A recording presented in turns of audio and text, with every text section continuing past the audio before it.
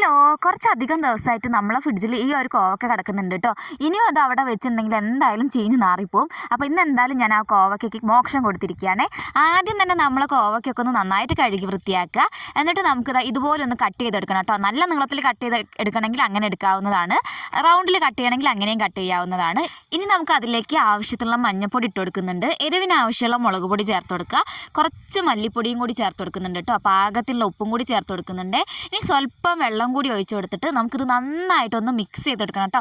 കോവക്കേൻ്റെ എല്ലാ ഭാഗത്തും നമ്മൾ മസാല ആവണ രീതിയിലൊന്ന് മിക്സ് ചെയ്തിട്ട് ഒരു അരമണിക്കൂറെങ്കിലും നമുക്കതൊന്ന് മാറ്റി വെക്കാവുന്നതാണ്. ഇനി നമുക്കൊരു പാൻ അടുപ്പിൽ വെച്ച് ചൂടായതിനു ശേഷം എണ്ണ ഒഴിച്ച് കൊടുക്കുക. എന്നിട്ട് നമ്മൾ മീനൊക്കെ വറക്കില്ലേ, അതുപോലെ നമ്മൾ ഈ മസാല തേച്ച് വെച്ചിരിക്കുന്ന കോവക്ക ഇട്ട് കൊടുക്കുന്നുണ്ട് കേട്ടോ. നല്ല നിരത്തി പരത്തി ഇട്ട് കൊടുക്കുക. എന്നിട്ട് ഒരു ഭാഗം മൊരിഞ്ഞ് വന്നതിന് ശേഷം നമ്മൾ മറിച്ചിട്ടിട്ട് മറ്റേ ഭാഗം കൂടി ഒന്ന് മൊരിച്ചെടുക്കണം കേട്ടോ. അപ്പോൾ അത് നമ്മളെ ടേസ്റ്റി ആയിട്ടുള്ള കോവക്ക ഫ്രൈ റെഡി ആയിട്ടുണ്ട്. ചോറിൻ്റെ കൂടെ കഴിക്കാൻ സൂപ്പറാണ്. എല്ലാവരും ട്രൈ ചെയ്ത് നോക്കുക. വീഡിയോ ഇഷ്ടമാവുകയാണെങ്കിൽ സപ്പോർട്ട് ചെയ്യണേ.